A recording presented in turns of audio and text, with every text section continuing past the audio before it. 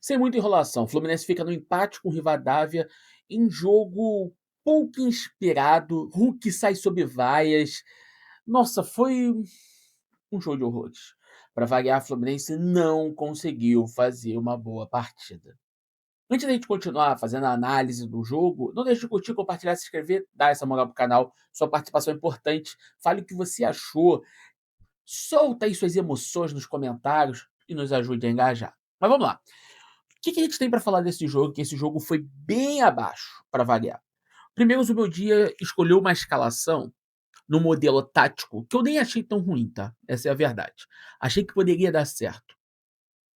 Só que o desempenho dos jogadores foi muito ruim. Muito abaixo, muito abaixo, muito abaixo, muito abaixo. Martinelli errando passes de 2 metros de distância, Hércules não conseguindo conduzir a bola, Nonato completamente perdido. Enfim, o time não conseguiu produzir nada de útil no primeiro tempo, a não ser uma bola que sobrou para o Hulk, que ele poderia finalizar melhor e não conseguiu.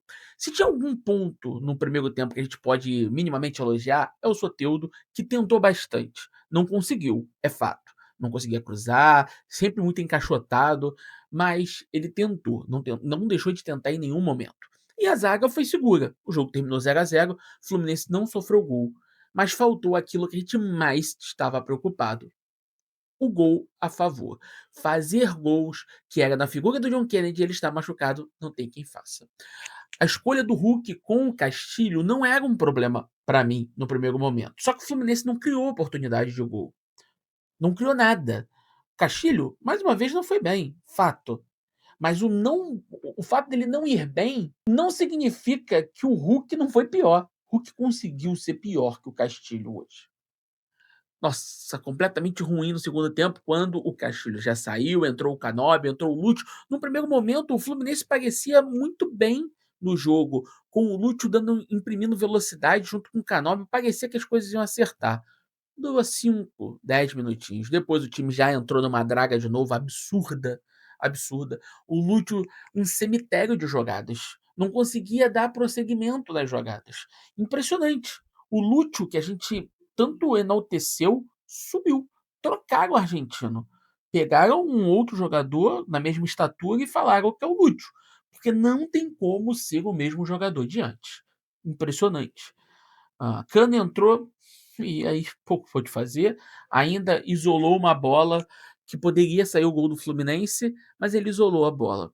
E aí fica a pergunta: como que a gente quer continuar essa temporada se a gente não tem um atacante que faça gol? Se a gente tem um Castilho que a gente critica e vai a todo jogo. Se a gente tem um Hulk que a gente critica e vai a todo jogo. E o Cano, que a gente. Alguns criticam, ninguém vai, mas também não faz nada. Aí realmente fica difícil. A gente precisa de um atacante. Então, hoje a diretoria tem que contratar. Não pode deixar a janela fechar sem contratar um novo atacante.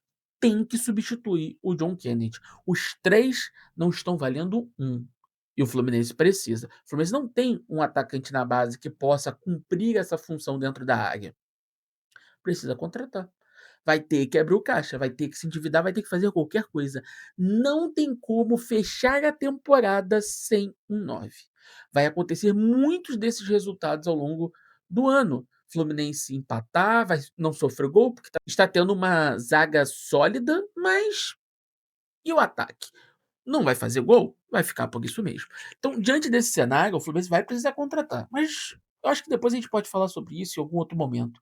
No jogo de hoje e no próximo jogo, né? Não tem como a gente mudar a realidade do Fluminense, porque a gente não pode escrever nenhum outro jogador, então a gente vai ter que ir com esse mesmo time, digamos assim, o mesmo elenco.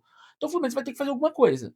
Vai ter que tentar outras alternativas. Eu tentaria ainda assim dois atacantes, mas acho que tem que entrar com dois atacantes com meia de origem, né, que seja o Ganso. Não dá para jogar sem alguém que possa criar as jogadas.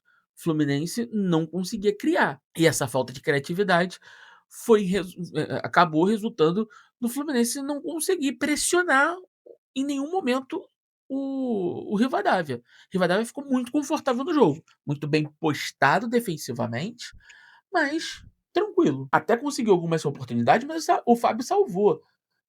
O Fábio, que às vezes tá tendo alguma situação ou outra ali de insegurança, mas debaixo ali das traves ele conseguiu salvar o Fluminense em 2 oportunidades. Enfim, jogo de volta, não sei o que esperar. Provavelmente o Rivadavia vai querer ir pra cima, tá jogando em casa. E o Fluminense não tem time pra jogar no contra-ataque. Não tem jogador que faça isso. Na verdade vai ter que fazer, né.